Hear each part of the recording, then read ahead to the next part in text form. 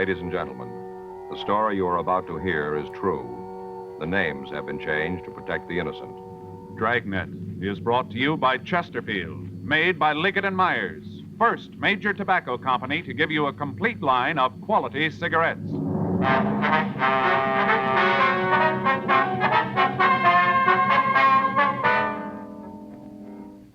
You're a detective sergeant. You're assigned to robbery detail. You get a call from an informant telling you that 3 known gangsters have moved into your city. You don't know who they are or why they're in Los Angeles. Your job, check them out. To sell a product, you have to make it good and keep it good. What do the latest reports show about Chesterfield? Well, our research laboratory has compared it with the leading cigarettes in the country. Chesterfield is highest in quality, low in nicotine. Another good reason why thousands of people are changing to Chesterfield every day. Smoke America's most popular two-way cigarette. Regular or king size, you'll find Chesterfield really mild, really satisfying. Best for you.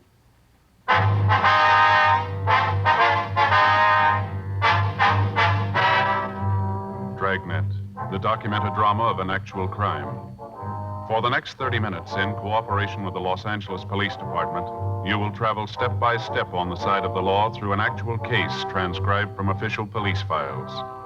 From beginning to end, from crime to punishment, Dragnet is the story of your police force in action.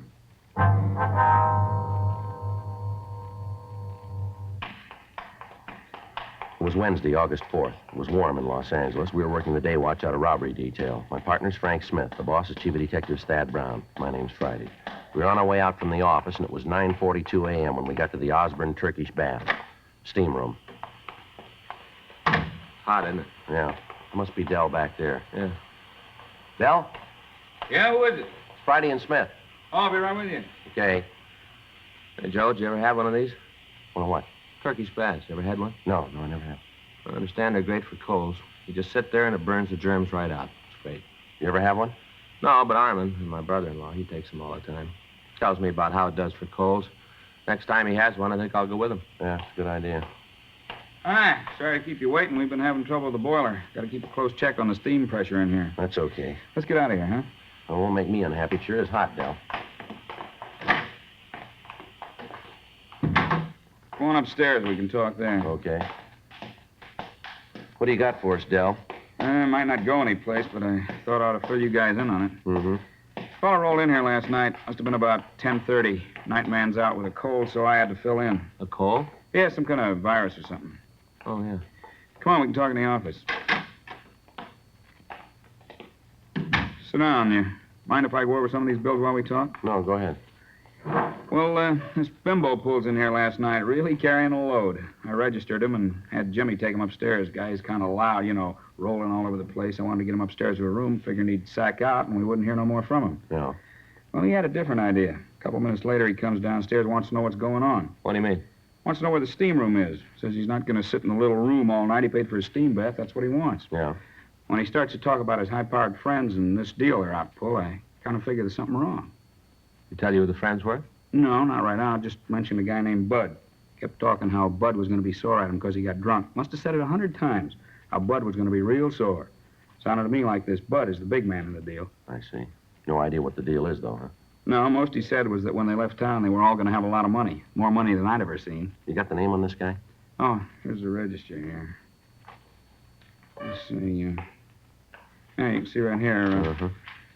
Vernon Carmichael, Los Angeles. Didn't give an address, huh? Once he mentioned he had to meet Bud at a hotel down on South Flower. Didn't say which one, though. Well, Flowers, a long street, Dell. That doesn't help much. Didn't give you any ideas at all of what the deal was going to be, huh? No, must be a good one, though. Why do you say that? Well, when I took him up to his room last night, I could see his clothes hanging on a chair. Yeah. On top of his coat, he had a shoulder holster. Looked like a .45 automatic in it. The way I look at it, a guy that's carrying that kind of muscle is figuring on scoring heavy. You make any phone calls while he was here? No. Anybody had the room since he left? No, I told the cleanup man to leave it alone. Figure you'd want to go over it. It's a good idea. What time did he leave this morning? Jimmy says it was about 7:30. I figured sure he'd sleep most of the morning. If I'd have known he was going to leave that early, I'd have called you last night. Mm-hmm. Well, we better take a look at that room, Del. Might be able to come up with something that'll tell us who he is. I got something else for you. Yeah, what's that? I mentioned this Carmichael to Jimmy last night. Told him that I thought there was something wrong. Yeah? The reason the guy left so early is that he got a call from somebody. Guess it's the guy that picked him up. Did this Jimmy see who it was? No, did the next best thing, though. Yeah, what's that? Got the license number of the car.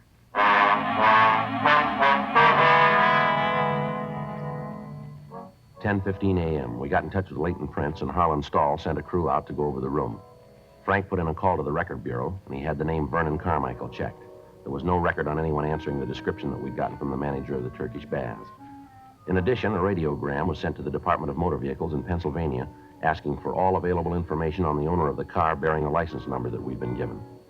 11:30 a.m. Harlan Stahl's crew finished checking the room, and they told us that they'd been able to lift a complete set of clean fingerprints from a water glass. They were photographed and classified. In checking our files, there was no record of the prints. They were forwarded to George Brereton up at Sacramento to CII and to the FBI in Washington, D.C. 2 days passed. On Friday, August 6th, we got the word from DMV in Pennsylvania that the car was registered to a Howard Nielsen. The radiogram also gave us a description of the car and the registered owner's address in Pittsburgh. On receipt of this information, we got in touch with the police department in Pittsburgh and found that Howard Bud Nielsen had a misdemeanor record. Late Friday afternoon, the kickback from Washington, D.C. arrived with the information that the fingerprints found in the room at the Turkish Bath were those of Vernon Carmichael. His record listed arrests for petty theft and robbery in Pennsylvania.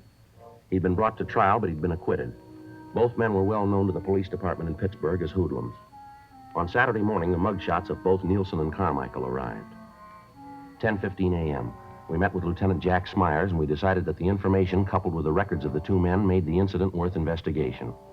The mugshots of the pair were copied, and a canvass of the hotels on South Flower Street was started in an attempt to find the residence of the suspects. The search went on for another 2 days without results. Monday, August 9th, 11:47 a.m., Frank and I got back to the office from communications. You know, we're going to feel pretty silly if Carmichael and Nielsen are already back there. Yeah, I know. It's beginning to look like the tip from Dell about the hotel on Flower was off, huh? Yeah. Still a lot of places to check, though. They can... Friday? Yeah. We got it for you. What? Carmichael and Nielsen. We found the hotel.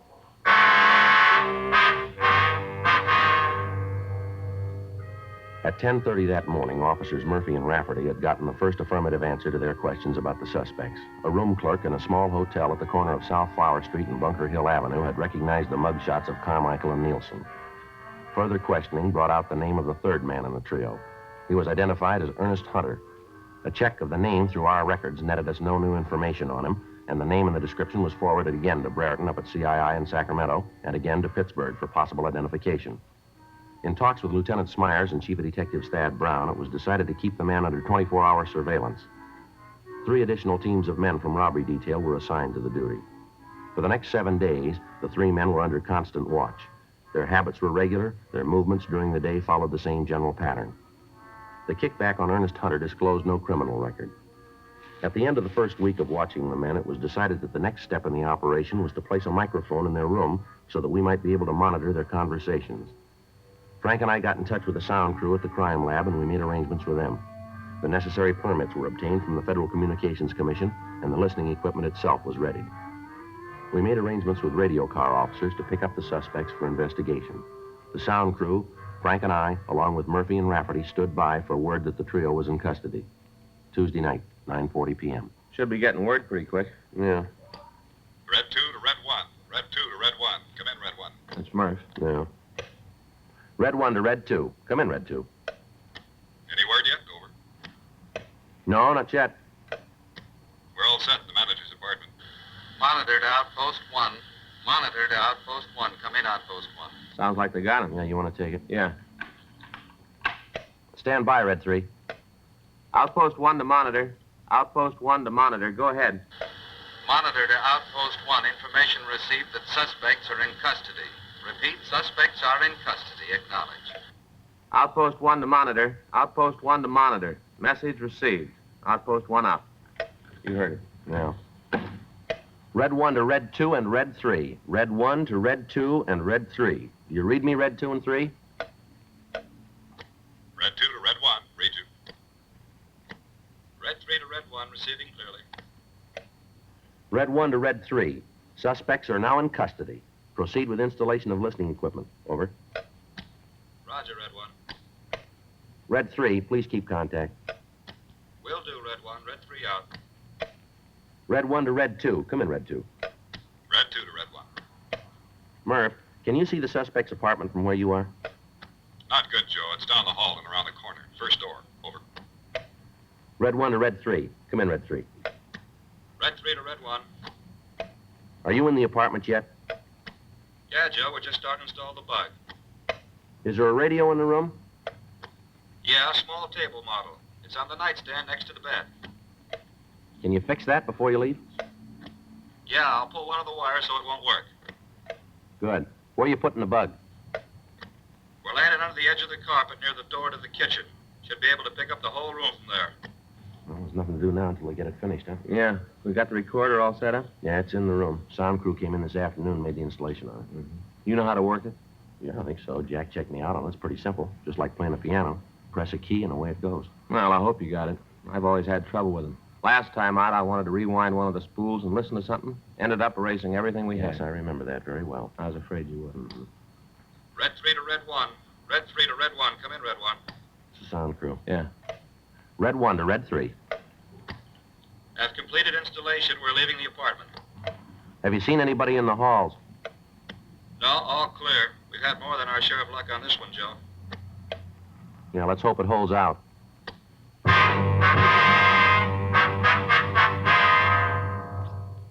11:15 p.m. The installation of the listening equipment was completed, and Frank and I, along with Officer Pat Murphy, took up our positions in the room we intended to use as a monitoring post.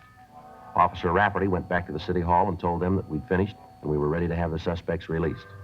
In the meantime, Carmichael, Nielsen, and Hunter had been fingerprinted and mugged. A search of their persons had failed to reveal any incriminating evidence, and the time that they'd been held had allowed us to make the necessary installation.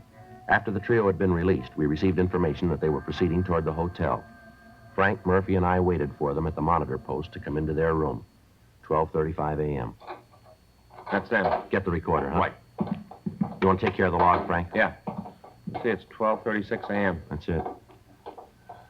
Lousy deal, boy. Just wanted to ask you some questions, that's all. That's what you think. They had a reason. You're so smart, you tell me why. Ah, shut up. Will you, Carmichael? You weren't such a big man when he started asking you the questions. You all the time saying how he was going to tell them all. Why don't you shut your Probably mouth? when you got tanked up in that Turkish bath, that's probably what tipped him. What tip? A couple of uniformed cops stop us on a routine investigation. They got nothing. Anything on us, you think you'd let us go? Well, do you? You think you'd let us go? Oh, why don't you dry up? Hunter, Yeah? turn on the radio, will you? Get some music. Yeah. And next time you get tanked, come back here, huh? Don't go roaming all over town. That's why they picked us up. You said something. What'd I say? You know what I said, huh, do you? You being a big man, you tell me what I said to him. They picked me up. Go ahead, tell me. You said something. I don't know what it was, but you shut up your mouth. Hey, Hunter, what's the matter with the radio? I thought you was going to turn it off. I'm fine, see? I'll keep broken, don't worry. That doesn't make any difference. I'm going to hit the sack. Nice to have you shut for a while. You open your mouth anymore, you got more trouble you can handle. That's the way it looks to you. Yeah, it does. You guys don't shut up, I'm going to throw one of you out of here. Now shut up and get some sleep. Good night. Nice. Still wish we got the radio fixed. And that's the way it went for the next 5 days. When the men were in the room, they argued continually. They talked about the deal they were working on, but from their conversation, there was no way of learning what they planned. When they left the room, they were constantly under surveillance, but their movements were routine. They took their meals in the same restaurant. They went to movies. They sat in bars, always together. During the time they were out of the apartment, they made no local contacts. They received no telephone calls. They made none. We knew that they were planning something, but there was no way of knowing what it was. All conversation in the room was recorded and listened to over and over again in the hope that we could come up with some kind of a lead. But the time spent in replaying the recordings netted us nothing. From what they'd said, we figured that whatever they were planning would take place on either Tuesday, August 17th, or on Wednesday, August 18th. On Tuesday, three-way cars were assigned to the streets in front of the hotel, but the suspects acted as usual. On Wednesday, they didn't leave their room. Frank, Murphy, and I continued to wait. On the streets outside, three other teams of men were standing by in undercover cars. 9:30 p.m. That's their telephone. Get the recorder, Murph. Yep. 9:31 p.m. Yeah. I'll get it. Hello? Yeah. When? Right, okay, we'll leave right now. Yep. What? Yeah, that's the word we got. Right, we'll see you in about 30 minutes. Right. Hey, how are we going to know you? Yeah, I got it right. Hey, who was that? The contact? Yeah. Says the stuff just got in. We're supposed to pick it up right away. Oh, looks like maybe we better work now. It's too soon for me. Let's go. That's it. Come on, let's get out. I'll get it out. Outpost 1 to units 1K89, 1K88, 1K87. Suspects are leaving room. Suspects are leaving room. Outpost 1 out. All right, let's go. I wish we knew what it was. Sounds like it might be narcotics. Well, it could be. Doesn't make a lot of difference, does it? Yeah? At least we know it's something.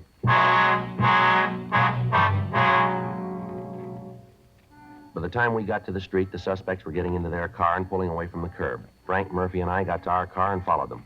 They drove down South Flower to the corner of Palm Drive and turned left. 3 blocks further, they pulled into a gas station and apparently asked directions. They turned south on Broadway and drove about a mile. At Santa Barbara Avenue, they turned left again and drove 3 blocks. They stopped and parked the car in front of a small bar. We informed the other units of the activity and asked them to stand by in the area. Carmichael got out of the car and entered the bar. Murphy left us and entered the bar after him. Carmichael returned in a few minutes with another man. The 2 of them got back into the car and they talked. At the end of that time, all 4 of the men got out of the automobile and then they entered the bar. Shortly after that, Carmichael, Nielsen, and Hunter walked out of the place. Carmichael was carrying a small package wrapped in plain brown paper and tied with a string. The 4th man wasn't with him. Frank and I got out of our car and approached the men as they stood talking. All right, hold it up, police officers. Over there. Put your hands up on that wall. What's going on? Get your hands up there. Frank, you want to check in the package? Yeah. Keep your hands on that wall. Lousy deal. I hope you're happy, Carmichael. I hope you're real happy. What are you talking about? I've got to lay this one to you. You really took care of this. Stand still and keep quiet. How about it, Frank? I don't know. What do you mean? Where's money? $20 bills. Must be $15,000-$20,000 worth. Queer? As far as I can tell, it's good. Well, where's that put us? Well, there's $20,000 here. Yeah. Let's find out where they got it.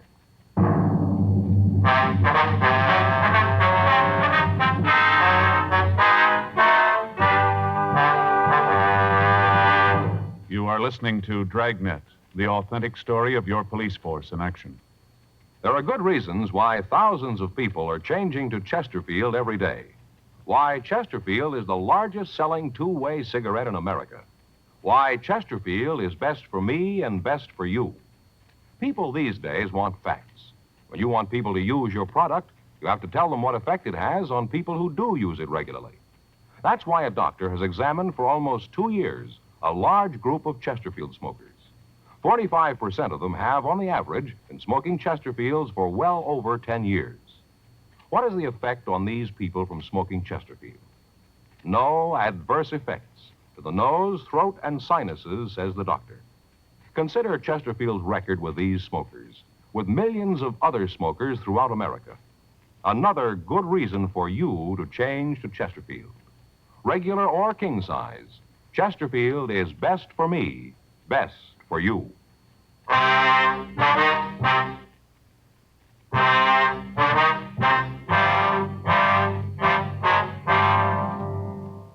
10:02 a.m. The 4 suspects were taken into custody and removed to the city hall for interrogation. We got in touch with the Secret Service and asked them to come over to the office to check on the currency. The agent arrived and after looking at the money, pointed out several minute mistakes that had been made in the engraving of the plates. He went on to explain, however, that this particular printing was one of the best that he'd ever seen. He told us that the paper used in the bills would be analyzed and that we'd receive copies of the reports as soon as they were finished. 12:14 a.m. While Murphy, Rafferty, and the Secret Service man questioned Nielsen in the interrogation room, Frank and I talked to Carmichael in the squad room. We questioned him for about an hour, but he refused to say anything that would help us get a lead to the source of the counterfeit. 1:30 a.m. How long you figure you can keep this up, Carmichael? I don't know what you're talking Oh, about. now, come off it. We're getting tired of playing kid games here. We want to know where the queer came from now. Who says it's queer? Guy that printed it was pretty sloppy. He made a lot of mistakes. Joe? Yeah, Murph. See you a minute? Be right back. Yeah. How you doing? Nothing. Nielsen won't say a word. Gives it to us that he didn't know what was going on. Says he just went out there to pick up a package. They say who they were running the errand for? Well, tells it just he went along for the ride. The whole thing was Carmichael's idea. Mm-hmm. We thought maybe we'd go to work on Hunter, see what we can get from him. Okay. You going to stick with Carmichael? Yeah, I guess so. From what we heard in the room, if there's going to be a break, I got a hunch it's going to come from him. Okay. You got anything, let us know, huh? Right away. Oh, the big man's back again. Your friend there tell you all about it? No, but yours did. Hmm? Nielsen just laid the whole thing in your lap. You're kidding. You want to talk to him? What'd he say? The way he tells it, he was just along for the ride. You're the big wheel in the whole thing. He said that? I said you could talk to him if you want to. Well, he ain't gonna make it. He ain't gonna lay it on me. You want to tell us your side of it?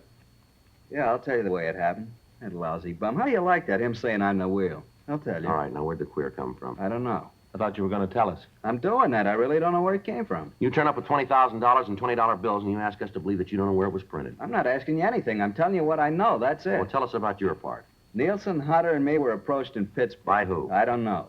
We're going that way again, huh? All right, so you don't believe me. That's the way it happened. The guy who approached you just walked up and said, here's $20,000, just like that, huh? No, the deal was that Nielsen, Hunter, and me were supposed to come out here. We were supposed to check into a hotel and wait for a call. Guy who called us would have the queer. He'd turn it over to us and we'd pass it. You bought the counterfeit? Yeah. What'd you pay for it? 2.5. For $20? Yeah, 2.5 for 20. You paid the other man we picked up? Yeah, we gave him $2,500. You ever seen a man before? What? The man you bought the queer from. Do you know him? No, never saw him before. He's not the man who made the original contact in Pittsburgh. No, a guy back east was an old man. How old? I don't know, maybe 55, 60, around in there. Not the fellow you met tonight. I told you that before. It's not the same man. Hear him use a name of any kind? No. Just to call him Pop, that's all. Pop. Give us a description of this man, Pop? What's in it for me? Well, what do you got now? Nothing. All right, it'll stay that way. You're in big trouble, Carmichael. If you're smart at all, you're going to cop out the whole thing and cooperate with us. This lousy Nielsen, him all the time yelling about how it was all set, all the time saying we had it made. Sure, I'll go with you. I just want to see Nielsen get his, that's all. Just want to see him get his. We're going to want you to look at some pictures, too. I told you I'd go the route. You just tell me what you want to know. If I got the answer, so have you. All right. What'd he tell you? What? That lousy Nielsen. What'd he tell you about how it happened? He tell you the way I did? He tell it that way? Pretty much, yeah. Sure, that's the way it happened. Can't be told any other way. Well, Nielsen might give you an argument there.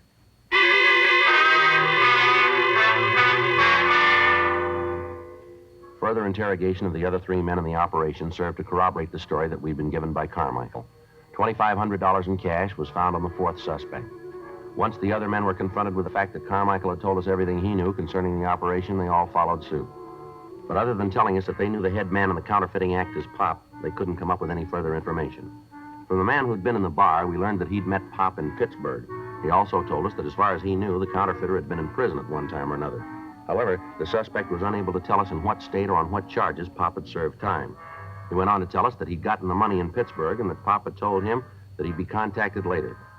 The Secret Service had completed their analysis of the counterfeit bills, and they told us that they were some of the most perfect printing jobs that they'd run across. The counterfeiter had made one major mistake, however. In the printing of the currency, he'd impregnated the paper with small silken hairs so that it would stand close inspection. The currency now in use is made with nylon hairs. The agent from the Secret Service told us that they had agents working on tracing the manufacturer of the paper in the hopes that they could come up with a lead as to the identity of Pop. The four suspects were booked into the city jail. Thursday, August 19th, we ran the name Pop through our moniker file. Of the 47 cards turned over to us by the Record Bureau, 19 of the suspects listed matched the descriptions that we'd been given. The pictures of the men were pulled and shown to Carmichael and the other three suspects. They were unable to give us an identification. The name and description was sent to George Brereton in Sacramento, and he sent us another 150 possibles. These were checked out without result. The nickname and physical description of the man was sent to Washington, and we got back over 1,000 names and pictures. It took us 6 weeks, working with the Secret Service, to check out these possibles. The results, nothing. Tuesday, October 5th, Frank and I got back to the office. I get it. Robbery Friday. Yeah. Mm-hmm. All right, wait a minute. Wait till I get that down. All right, go ahead. Uh-huh. Yeah. Yeah, well, it should check out. Mm-hmm. Right. Okay, we'll meet you. What you got? Report of the paper and the queer bills just came through. Yeah? Looks like we found Pop.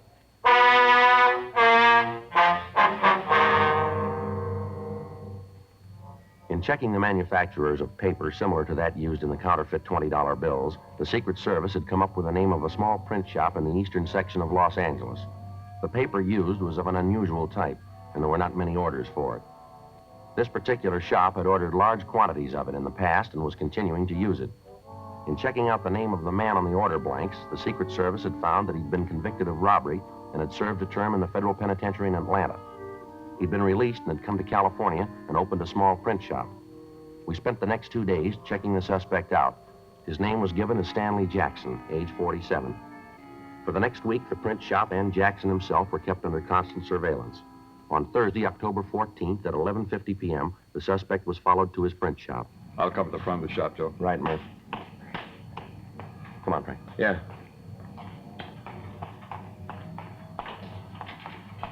Joe? Yeah.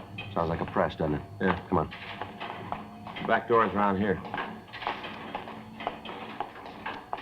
You see what's going on in there? No. Got the windows all painted over. What do you figure? Well, it doesn't leave us with a lot of choice. If we go in and he's not printing counterfeit, we're going to make him so hinky that we might never nail him. Yeah. If we don't go in, he might get rid of the plates, and we're in trouble there, too. Yeah, like I said, we haven't got much choice, have we? All right, let's go.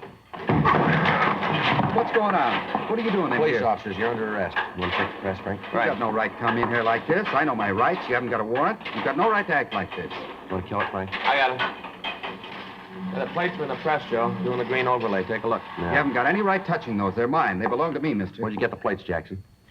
They're good, aren't they, mister? The very best. Where'd you get them? Made them? Made them myself. Where'd you learn engraving?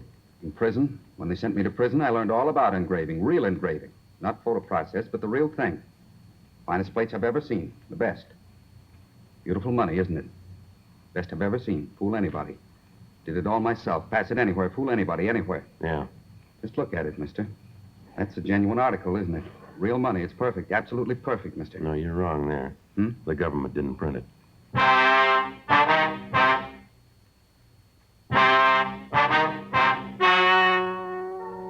The story you have just heard is true. The names were changed to protect the innocent. On January 11th, trial was held in federal court, Southern District of California. In a moment, the results of that trial. Now, here is our star, Jack Webb. Thank you, George Fenneman. Friends, we've tried very hard to set a Dragnet standard. Now, to put that in just a few words, we try to make each program the kind of entertainment that you want. Now, we're going to keep working real hard at that. And you know, the people who make Chesterfields feel the same way about their cigarette. To sell a product, you have to make it good and keep it good. And the latest reports from our research lab shows Chesterfield is highest in quality. Highest in quality, low in nicotine. Smoke America's most popular two-way cigarette. Chesterfield, regular or king size. They're milder, they're satisfying, they're best for me, best for you.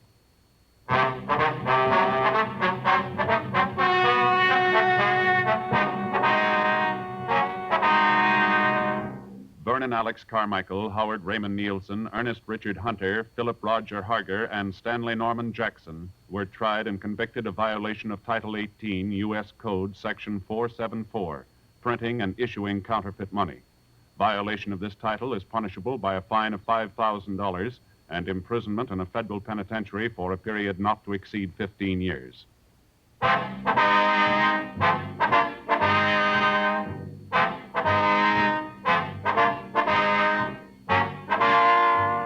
You have just heard Dragnet, a series of authentic cases from official files. Technical advice comes from the Office of Chief of Police W.H. Parker, Los Angeles Police Department. Technical advisors, Captain Jack Donahoe, Sergeant Marty Wynn, Sergeant Vance Brasher. Heard tonight were Ben Alexander, Clarence Cassell, Jack Crucian, Harry Bartell. Script by John Robinson. Music by Walter Schumann. Hal Gibney speaking. Watch an entirely different Dragnet case history each week on your local NBC television station. Please check your newspapers for the day and time. Chesterfield has brought you Dragnet, transcribed from Los Angeles. Have you tried new cork tip Fatima? It's the smooth smoke with Fatima tips of perfect cork. King size for longer filtering and Fatima quality for a much better flavor and aroma. Remember, Fatima with tips of perfect cork is made and guaranteed by the makers of Chesterfield, Liggett & Myers Tobacco Company.